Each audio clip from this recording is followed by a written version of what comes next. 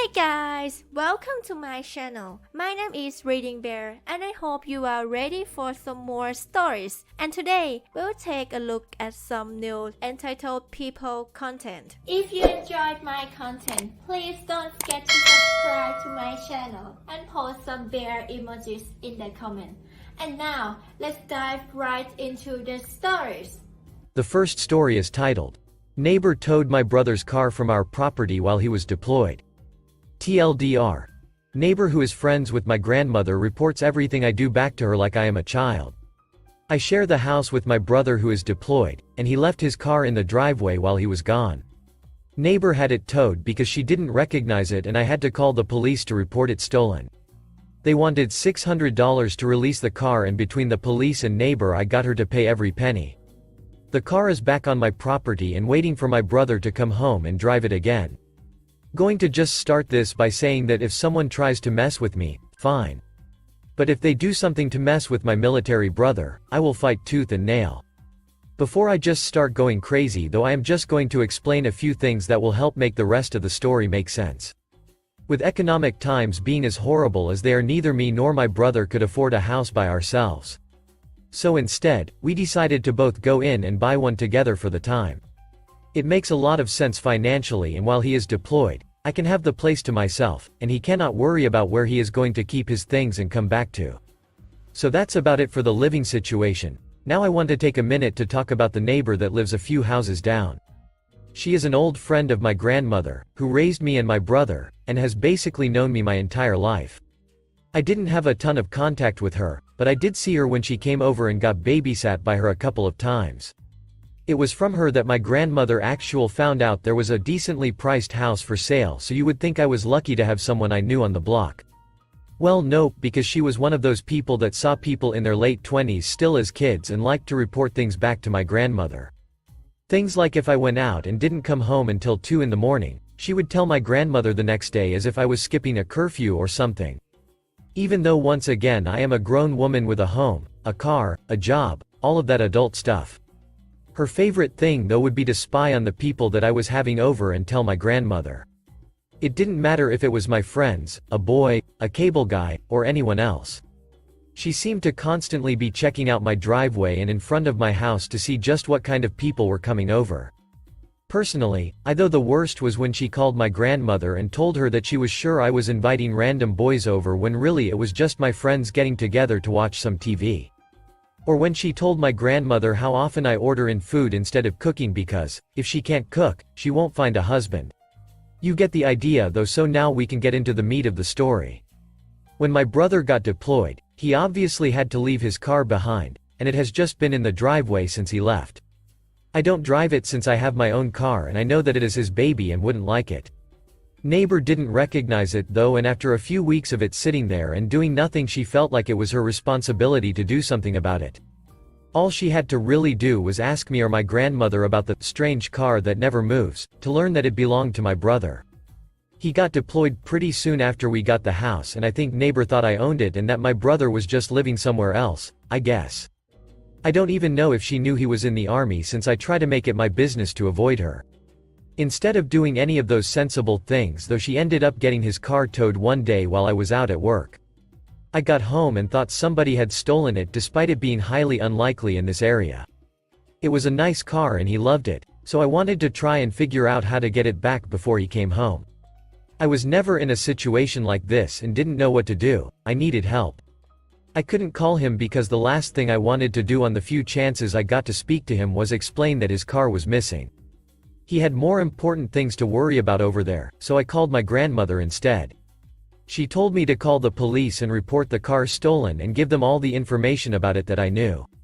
So, I called the non-emergent line, where I got into another little bit of a problem. See, since the car isn't mine, they didn't want to really talk to me and instead said the report had to come from the owner of the vehicle. Finally, after talking to 3 people and explaining he can't report it because he is deployed, I got to make the report in his place, and they told me they would see what they could do. The officer on the other line was honest and told me that in many cases missing cars have the plates and color changed and just don't get found. I was devastated and ready to collapse when my phone rang with my grandmother calling me back.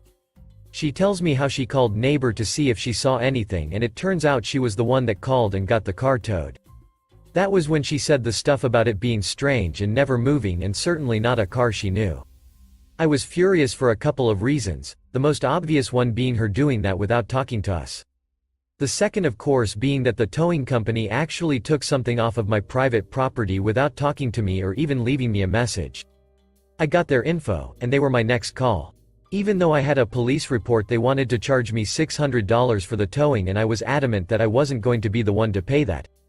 It was an illegal tow that shouldn't have even happened, and if anyone should have to pay for it, it should have been neighbor. I left them with the police report that it was a stolen car, and they agreed to keep it safe for a couple of days until I got things sorted out. I got in contact with the police again, who had to get in contact with both neighbor and the towing company to come to some sort of conclusion. There were a few things that could have happened, and we needed to decide the best course. The first one was that since it was reported stolen, and we know neighbor had it towed, she could get in trouble for theft, and I would get the car back. The second option, though, is what we went with, that I would drop charges if she paid to get my brother's car back. I know I can feel you writing the comments of disappointment that I didn't have her charged. At the end of the day, though, I got the car back, and she is just an old lady after all and friends with my grandmother. I didn't want to create too much of a problem or rift between the families, and I could tell that she was embarrassed and felt bad. The car is back, and when my brother returns, he is going to have one good story to listen to. The next story is titled, "So, your vehicles hold their value? We'll see about that." TLDR, I caught a dealer eating their own words when they tried to upsell an overpriced car, state that it holds their value, and watched as the same dealer provided a really shitty appraisal for a car that was 1 year old with 15,000 miles. I saw another post that got deleted revolving something similar and thought I might as well share my story. Back in 2015, I had a 2011 Dodge Caliber that was beginning to give me issues. After some research, I found out that the fuse box in the engine compartment was slowly malfunctioning and causing my car to act weird after about an hour of driving. I was on the market looking for a new car, as I basically deemed it being time to get something more suited for my everyday needs. Not long after, I found the car I was looking for, which was a Kia Sorento. I rented it when the girlfriend and I went on a trip to Seattle, and immediately I was thrown away at how much space was inside the Sorento and that it had a 4CYL turbocharged engine. I looked at my girlfriend and said, "First thing I am doing once we are back home is going to Kia and get the Sorento." So, once I get back home, I reach out to a family friend who is the finance manager for several dealerships, hoping he would have a contact at a Kia. Instead, I get told he would call me back. My brother then calls me and says he wants to come with me to go check out Jeeps. I told him I was not interested, but he insisted that "you will be happier with a Jeep. I also want to go to see if I can consolidate my cars." To indulge my brother's request, I agree, and he meets me a Mancari Chrysler Dodge Jeep Ram, now known as Berman, so maybe under new management since this incident. In any case, the closest vehicle they had on the lot that would even come close to the Kia Sorento was a Jeep Grand Cherokee. As I am perusing the lot, my brother shows up with my sister-in-law, my brother driving in on a 2014 Jeep Grand Cherokee and my sister-in-law in a 2012 Kia Forte. Both of their cars appeared to be in immaculate condition and both with less than 20,000 miles. We walk in and I get taken away by one of the sales reps, while another sales representative talks to my brother and sister-in-law. I begin to tell the sales representative that I want to trade in my car for the Grand Cherokee and go on to say that I am trying to keep my bill under $1,000 a month. That means that I want to even get a base model, as long as it has towing capabilities. I found the exact one I wanted for $45,000, which would later come up to about $53,000 after taxes and fees. We go back to his office to run numbers, and the sales representative comes back to ask me if I am willing to put another $5,000 down. At this point I was confused. I have always prided myself in having great credit and have had a very long history of always taking care of my credit. I had explained that I was already putting $5,000 down, so why do they need another $5,000? After I say no, the guy walks away and talks to what appears to be the sales manager. After some back and forth, the sales guy comes back with the manager in tow. The sales representative sits down, and the manager says, "Listen, these are Jeeps you're looking into. I won't lie to you, if you do not put another $5,000 down, You are looking at monthly bills of $1,200. That confused the hell out of me, as I realized that the bill I'd pay, after 60 months, would be in the ballpark of $72,000. So, I said, I need to see the numbers you are crunching, because this definitely does not add up. How does a bill, that after everything is said and done at $53,000, suddenly equate to $72,000? The sales representative looks at the manager and the manager just look back at the representative, just to then say, listen, they are Jeeps. They retain their value. If you can't afford it, then we can't help you.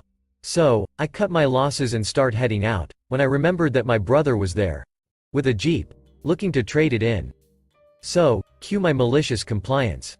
I quickly beeline straight to the office my brother and sister-in-law are in just at the right time. They had just received the appraisal reports for both vehicles, but I was mostly interested in the Jeep Grand Cherokee. As I walk in, the sales representative working with them stops and asks what I am doing, and I say, don't worry, I'm with them. That's my brother and that's my sister-in-law. So, the guy doesn't mind, and just as he is about to discuss the report, the sales manager walks in and says, if you guys aren't going to buy a car today, please leave. I look at him and say, what's wrong? I just came over here to wait for my brother to hopefully trade in his vehicles to consolidate his vehicles. I believe your sales representative just needs to discuss the appraisal report. The manager then says, he doesn't have to discuss that in front of you. I then looked at my brother and said, do you give me consent to be here while the report is read? And my brother immediately said, yes, that's fine. At that point, the sales manager basically grabbed the reports and tore them up and said, we will not be doing business with you. Leave now. Immediately after that, I called my buddy again, asked him if he worked with a specific Kia dealership I had in mind, and within 1 hour, had traded my Dodge Caliber for the Kia Sorento I wanted. At that moment, my brother and sister-in-law saw the Sorento, and both agreed that it was significantly more spacious than the Grand Cherokee. Oh, and to add insult to injury, my family friend was actually able to pull the report of the appraisal. The 2014 Grand Cherokee was purchased at $37,000, and in 1 year, with 15,000 miles, had dropped in value to $18,000. No accidents, no mechanical problems, no issues with the body, just suddenly depreciated. So much for holding their value. The next story is titled, HOA wants me to change my driveway, of the model home. Came home from work to a letter from my HOA. It was noted on a recent inspection of the community that you are storing artificial turn in your driveway. Upon receipt of this notice, please take the time to remove this from the common area. No, that was not a typo from me. They want us to remove the artificial turn we are storing somewhere on our driveway. I surmise they are implying we need to remove a little strip of artificial grass that was a design accent from the builder of my house, Lenner. We're only 2 years in as first owners of this house. Basically, everyone here is a first owner in the 50-plus home neighborhood built in 2019. Yeah, my house was also the model home. We didn't change anything in the front yard. There's no way the inspector who lives in our neighborhood forgot he or she used my house as a discussion point of whether they should buy their own home. Just all-around incompetence. While the HOA can legally amend the bylaws to not allow artificial grass for new renovations, they want me to renovate the design that was used to sell every house in the neighborhood with my own money. Talk about immoral. Pretty sure they can't do that. I wrote a very polite email stating that, while I don't object changing my driveway, as I don't even like the artificial turf, thanks to neighborhood dogs peeing on it on walks, they will need to finance the remodel as I am not spending money to change something I bought that existed before the HOA did. Edit. Update. The HOA representative responded to the email with one sentence saying they're going to close the case and that they were sorry for the misunderstanding. They thought we were storing artificial turf in the driveway. What a waste of time. I'm a bit relieved it didn't require more conflict to resolve this, as I'm sure many of you would have liked a longer story. My wife and I think the HOA or at least one of the inspectors were just trying to see how much influence they could push. There's no logical explanation where anyone could mistake an installed artificial grass as if it was on a Home Depot shelf. I surmise they wanted to see if we were pushovers who would avoid conflict at any cost and change it to the way they wanted without questioning them. IDK, what other explanation there would be? The last story is titled, You Should Fire Us. Okay, my family runs a small trucking company. Depending on where you are in the world, You might call us a P&D company, a final mile company, a white glove company.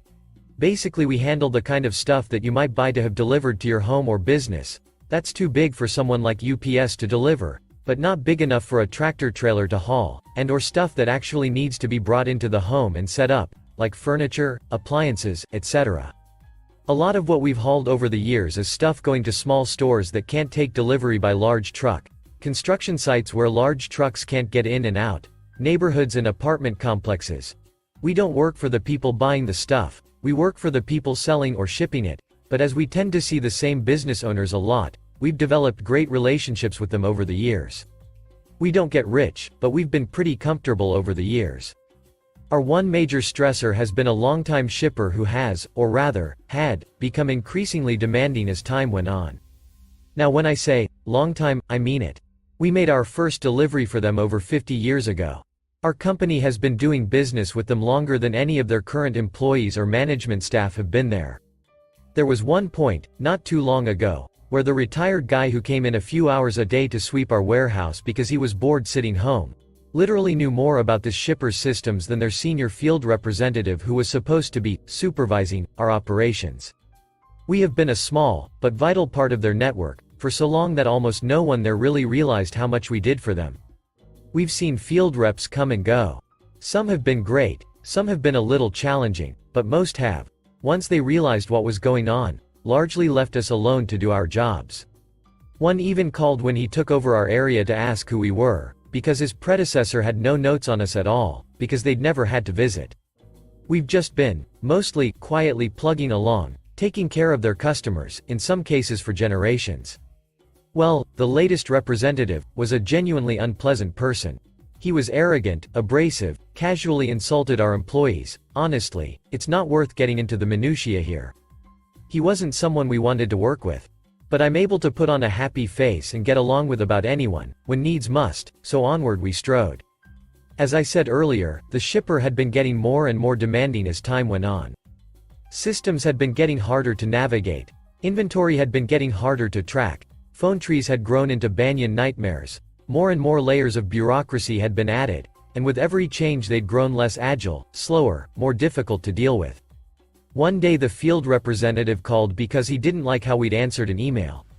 Not that we hadn't answered it, just that he didn't like the manner in which it had been answered. After decades of dealing with this shipper, being micromanaged to that level was not something that we were interested in. The manager here who was dealing directly with him tried to defuse the situation, but it kept getting worse until the field representative said, "If you aren't happy with the way things are going, maybe you should just quit." Oh, okay then. We started running the numbers, looked at all our other business, decided that we could, indeed, go on without them, and then I called the field representative to have a frank conversation with him. And then I wrote a short, polite, direct letter to our customer of over 50 years telling them that we were firing them. We didn't just pull the plug. We gave them a full 60 days notice, so they'd have time to get something worked out. And they didn't. We've always been here for them. They've never had to worry about it. They had someone they thought was going to be a replacement, but, well, as of today most of their customers in this area haven't had deliveries in a week. Some, longer than that. Many don't know when they'll get their next shipment. That field representative might still have a job when all is said and done, but it's not our problem anymore. Our phone keeps ringing, people looking for their freight from that shipper. Sorry, you'll have to call them. Thank you for listening.